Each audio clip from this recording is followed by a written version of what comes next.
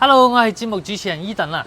今日咧就嚟到珠海中信紅樹灣級別嘅一個花園，應該大家都會比較熟悉㗎啦，就係叫做佳景康城啊。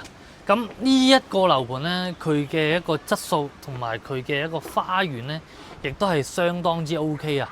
因為呢一個花園咧，就係叫做新加坡度假式嘅一個園林嘅一個花園嚟嘅。咁我哋今日過到嚟，最主要、最緊要嘅一個介紹呢，就係我哋嘅樓王單位14棟。咁啊，大家都睇到啦，整體嘅一個園林都係非常之舒服，而且呢，佢嘅一個樓間佢亦都係相當之開闊啊。咁點解佢話會講啊14棟係樓王呢？就係佢呢一棟就係我哋整體花園正中間嘅一個位置。咁點解話我哋咁急住過到嚟去拍呢一期呢？就係因為14棟今次係有優惠啊！咁具體有咩優惠？咁我哋上去睇一睇咯。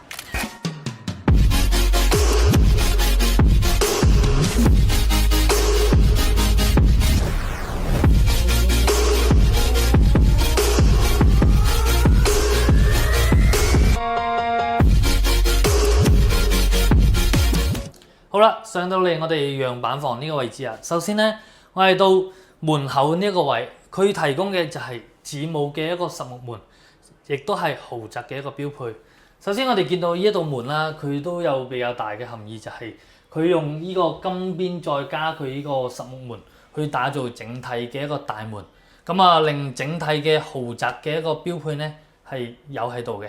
咁啊嚟翻到我哋左手邊呢個位置。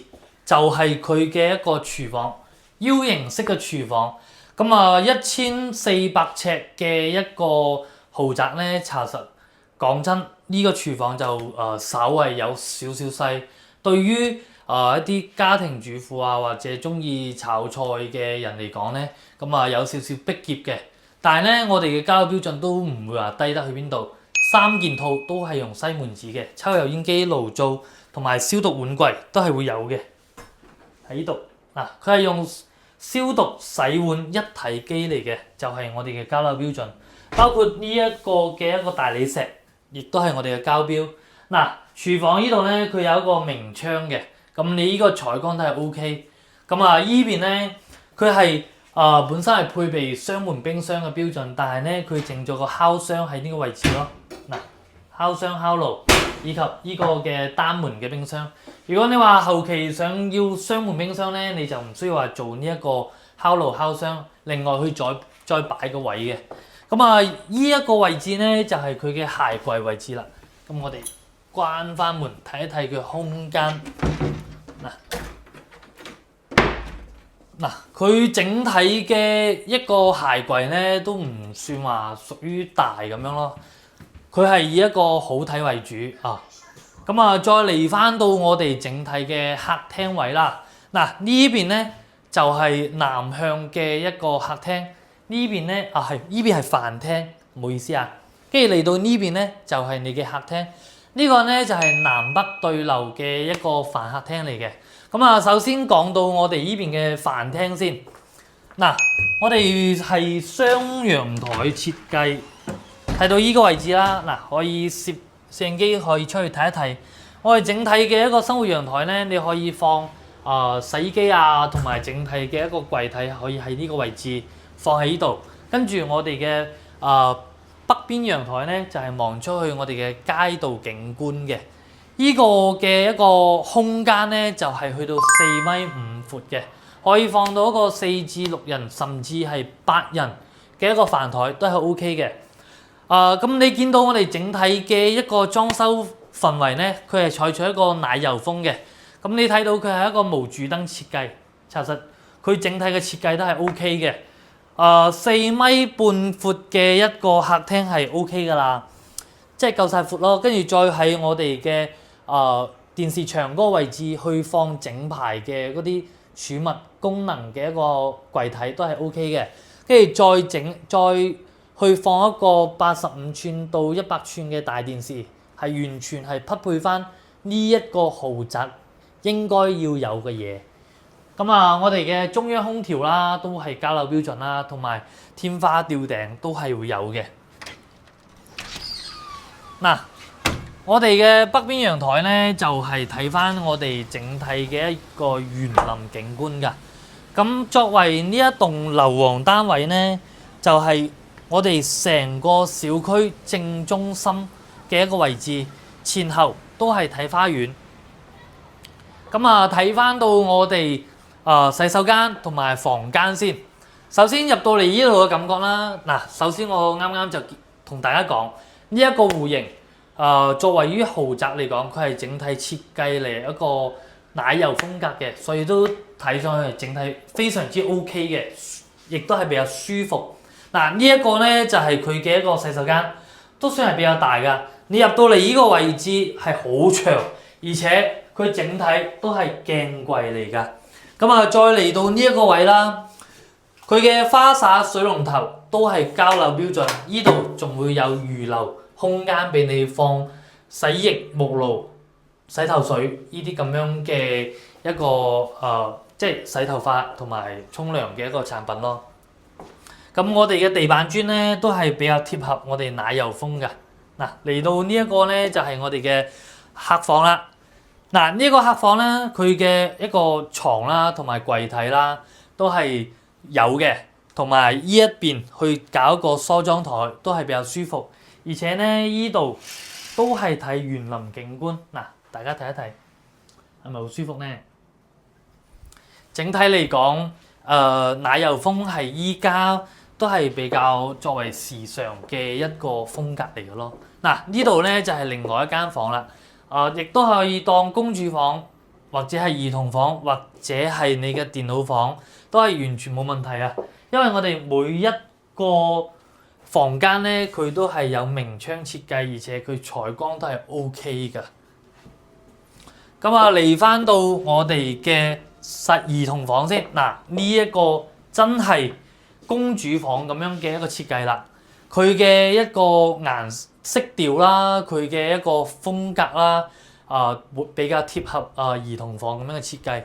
你見到啦，我哋每一個窗佢嘅採光都係 OK 㗎，係自然光射晒入嚟，非常之舒服。咁啊，睇翻到我哋主人房先。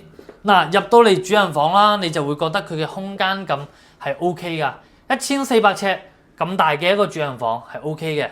呢邊放床，呢邊放整體嘅一個衣帽間係 OK 嘅，跟住再嚟到呢一度佢嘅洗手間啦，佢完全唔會話比我哋嘅客廳洗手間會細咯，就係都係差唔多咁樣空間，一啲都唔逼仄㗎。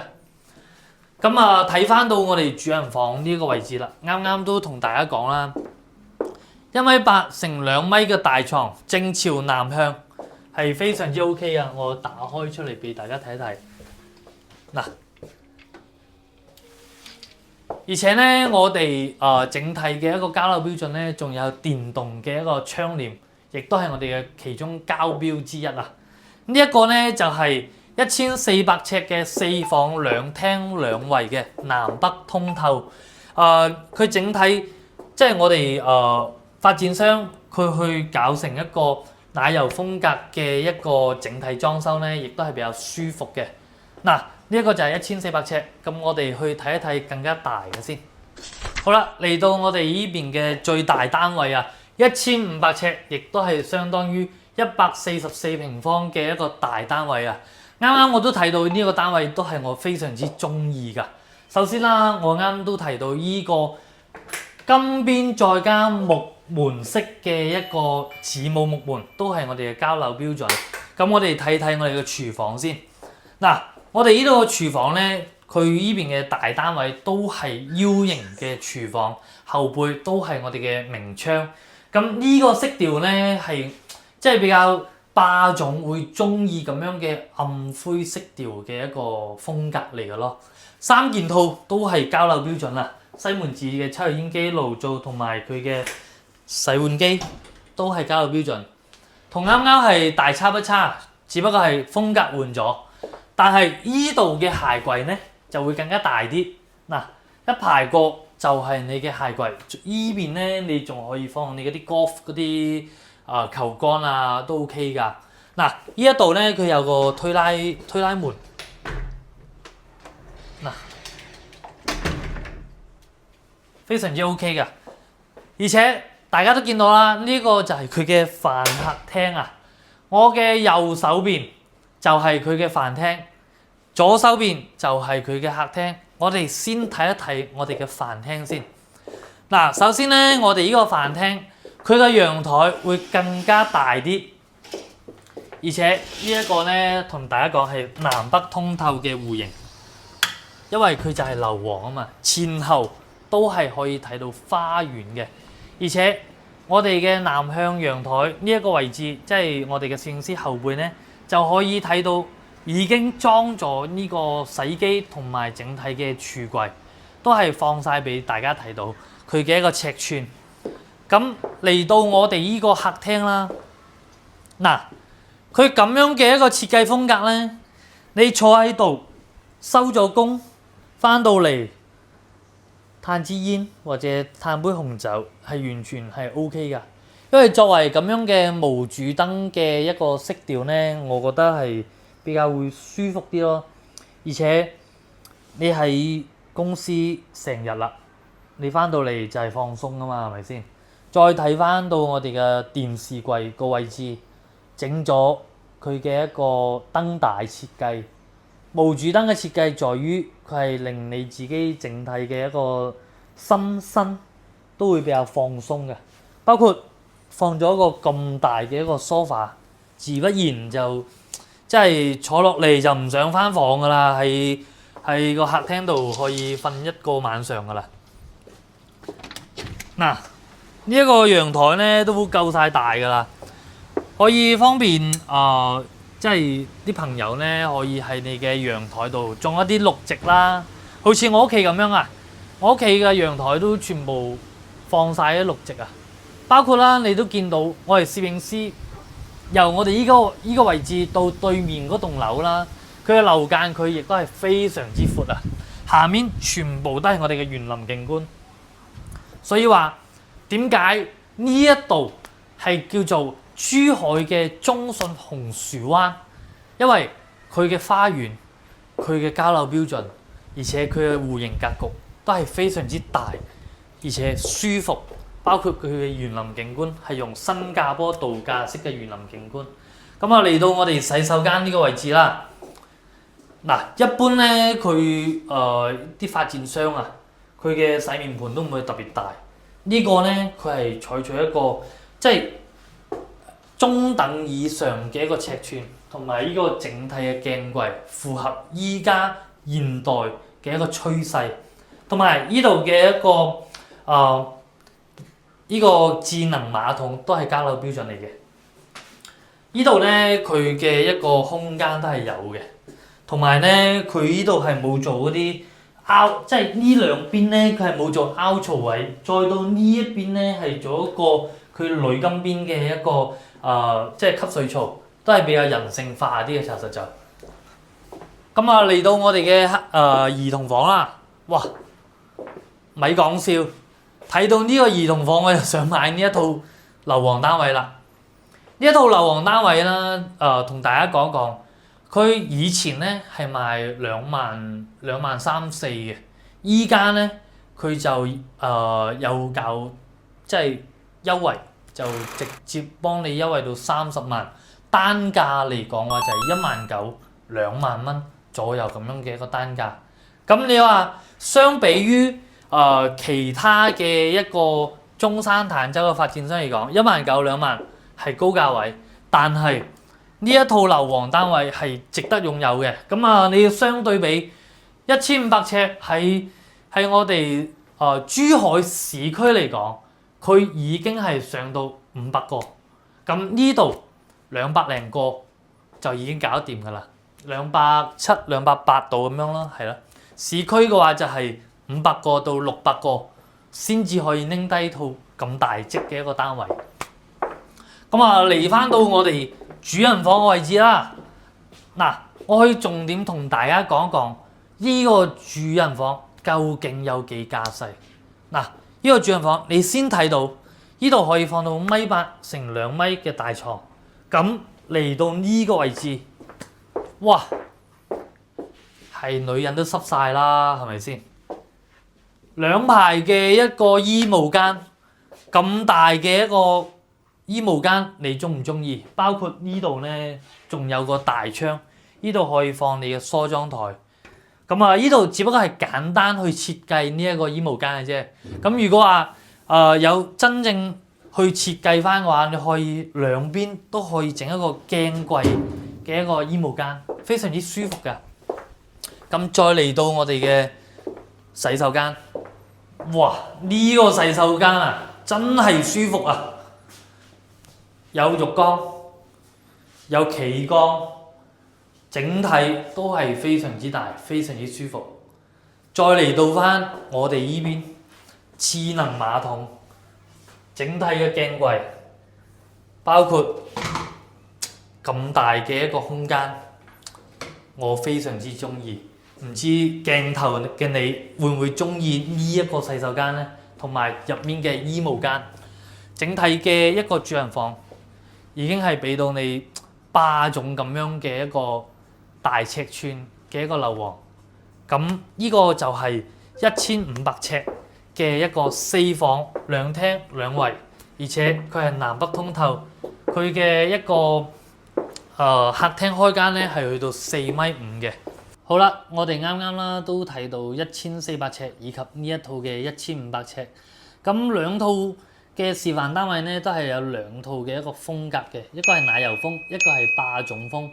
咁啊，我就個人都會比較中意呢一套嘅1500尺，因為佢入面嘅主人房嘅一個衣帽間咧，睇到我自己都濕晒。咁啊，講翻呢邊嘅一個優惠先。咁佳景康城今次嘅誠意係比較足嘅，佢嘅樓王單位咧，佢嘅一個優惠落嚟係去到30萬。即係直接總價同你減30萬，即係換句話嚟講，以前依度賣23000、22000，依家係同你賣19000、20000咁樣嘅價位。咁相對比於話呢一個價位咧，按照坦洲嚟講係算話高少少，但係佢呢一個樓王咧個屬性係同普通住宅係唔一樣。住嘅係舒服，住嘅係環境，住嘅係格局格調嚇。咁啊，你相對比於珠海一路之隔嘅珠海，咁啊南灣首富啦，綠景世灣啦，華發灣世1號啦，呢啲140幾嗰啲大平層嚟講，價位係1/2。呢度嘅總價270、280可以拎低落嚟。嗱，依個就係佢嘅優勢。咁啊，對比翻我哋坦洲呢幾個樓盤啦，就係佳景康城、中澳春城、裕豐名門呢3個樓盤都有大積，但係你話居住氛圍嚟講，咁呢度嘅一個交通，呢度嘅一個配套都係稍為佔少少優勢嘅，所以佢就值呢個價。交通嘅話，你一路之隔就係明珠輕軌站，一路之隔就係山姆會員店。咁中澳春城同埋裕豐名門，你仲要開多10分鐘車就去到明珠輕軌站、山姆會員店。所以呢一個佳景康城咧，點解話係珠海嘅中信紅樹灣級別嘅一個花園？就係因為佢用咗新加坡度假式嘅一個園林，真係好舒服。咁你平時食完飯落樓散步，係話一個完全唔同嘅一個體驗。咁如果你話想過嚟體驗翻呢個花園咧，可以直接 WhatsApp 我嘅。咁啊，講翻到我哋呢個樓盤先。咁我哋呢個樓盤咧就係賣緊嘅14棟呢一個樓王，佢嘅戶型咧分別係有1400尺同埋1500尺，都仲有個細啲嘅1300尺2梯3伙嘅一個單位嚟嘅。今期啦就介紹到14棟嘅樓王單位啦。係喎，輝，佳景康城仲有4期喎。咁4期佢仲有啲乜嘢唔一樣咧？咁我哋嗱嗱聲走去第4期嗰度出下一期嘅內容俾到大家，同大家實地考察下。好喎，輝。嗱，今期嘅節目就到呢度啦。